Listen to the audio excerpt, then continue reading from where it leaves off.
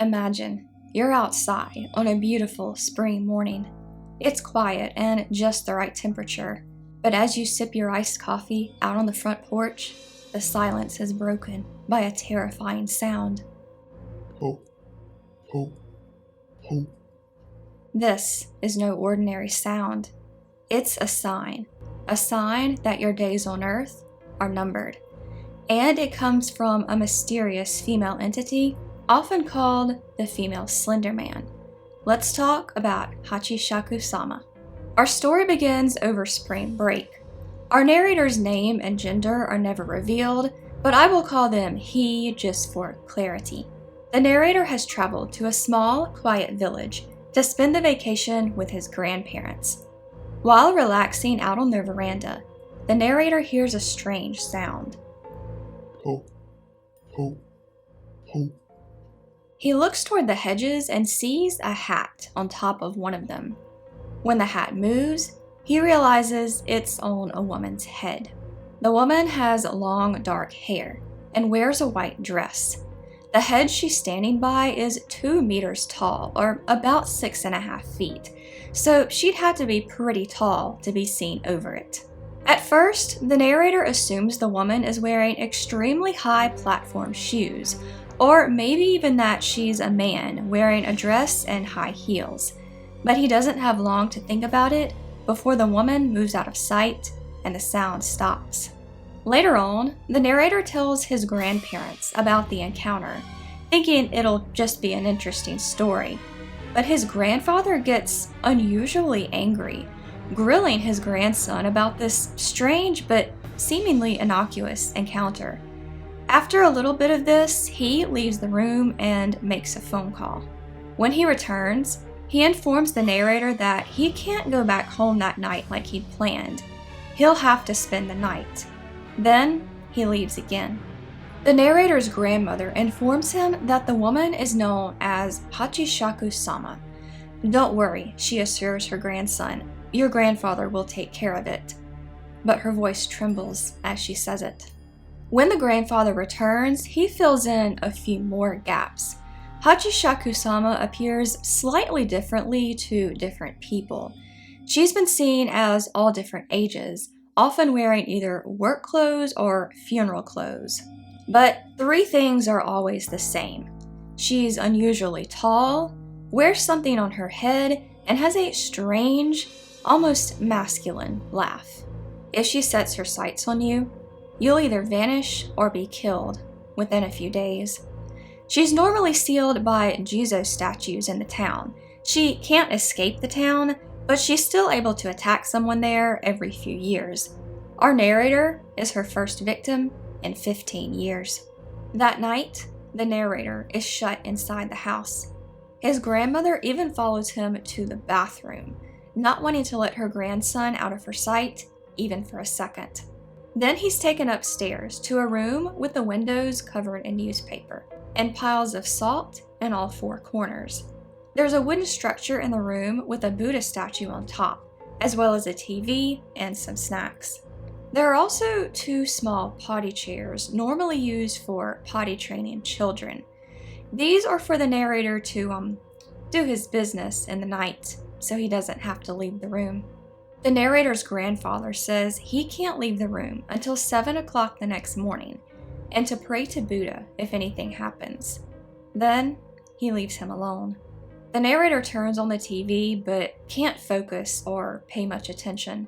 He eventually falls asleep but is woken up around 1 in the morning to a strange tapping sound, like someone lightly tapping their hand against a window. Then he hears his grandfather's voice from the opposite side of the door. "Are you okay?" he asks. The narrator approaches the door and his grandfather speaks again, saying that it's okay for him to come over, but there's something off about his voice.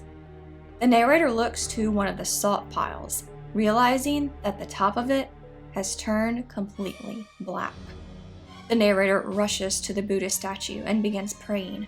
That's when he hears the sound again. Ho, ho, ho. It feels like an extremely long night, But 7 a.m. finally comes. The narrator realizes that the voice has stopped, and all of the salt piles have turned completely black. He opens the door and heads downstairs, where he finds his grandparents and his dad. His grandfather ushers him into a van with 8 other people. He tells the narrator to look down and close his eyes, and not to open them until he says it's okay. The van moves slowly, less than 15 miles an hour. Then, the narrator hears it again. Po, po, po. Despite being told not to open his eyes, he can't help himself. He looks outside the van window to see a light-colored dress. Hachishaku-sama is following the van, keeping up with it in long strides. The narrator gasps and squeezes his eyes shut again. There's tapping on the windows. Just like the night before, this car ride seems to take forever, but he does finally get transferred to his dad's car, and his dad takes him home. When they get home, his dad fills in even more gaps in the story. Hachishaku-sama's victims are usually children. She mimics the voices and sometimes even the physical forms of their loved ones to lure them in. The narrator is also told he can never go back to that village. 10 years pass. When the narrator's grandfather dies, he's not even allowed to go to his funeral. And it gets worse. He soon learns that one of the Jizo statues sealing Hachishaku-sama away has been destroyed, the statue lining the path that leads to his house. Then the phone rings. It's his grandmother. This is where the original story ends, but there is another, more well-known version. In this one, the narrator talks to his grandmother on the phone, and she tells him she has cancer and wants to see him one last time before she dies. When the narrator asks about Hachishaku-sama, there is silence on the other end. Then he hears that deep, masculine voice. Po, po, po. This is the most well-known story about Hachishaku-sama. According to most of my sources, it originated in a 2chan thread in 2008 or 2009. I can never find the original thread, it could have been deleted, but I did find a mirror copy that I will link below along with all the rest of my sources, as always. Based on my research, it seems like all of the lore and mythos surrounding Hachishaku-sama started with this original forum post. In the years following, more stories popped up. She even got her own entry on the Creepypasta wiki, though there is a big disclaimer at the top of the page saying it's not actually a creepypasta. Other stories attempted to add to the lore or change details slightly. Some said she was a vengeful ghost, others a woman who got possessed by an evil spirit. Others attempted to give her victims ways to escape, such as carrying a talisman or wearing red. Others still added alleged sightings to the lore, though whether these sightings were supposed to be believed is dubious. And she has made her way into pop culture, namely video games. An enemy called the Tall Woman, thought to be based on her, appeared in the 2015 game Fatal Frame Maiden of Blackwater. She also served as partial inspiration for everyone's favorite vampire mommy, Lady Dimitrescu from Resident Evil Village. When I first heard the story of Hachishaku-sama a few years ago, I was confused. I'm an adult, so not exactly in her target audience, so to speak. I also consume a lot of horror media, books, movies, and video games, and I rarely get scared. So what is it about this woman that makes all the hairs on the back of my neck stand on end? Why is it that whenever I enter a dark room at night, I expect to see her behind me and hear that creepy laugh of hers? So I did some digging to figure out why the story is scary, even for adults. Let's start with the obvious, her looks. According to the website Takana, Hachishaku-sama's design is a masterful blend of traditional Japanese horror tropes and modern uncanny valley terror.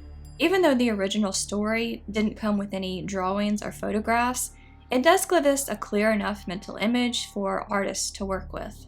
In drawings, Hachishaku-sama is usually in a long white dress and wide-brimmed hat that conceals most of her face. What we do see of her face is somewhat ordinary, except for the huge grin that stretches from ear to ear. It looks disturbingly unnatural, in a similar way to the slit-mouthed woman, which I talked about in this video. Or this. I don't know which side the cards are on. And then there are the sounds.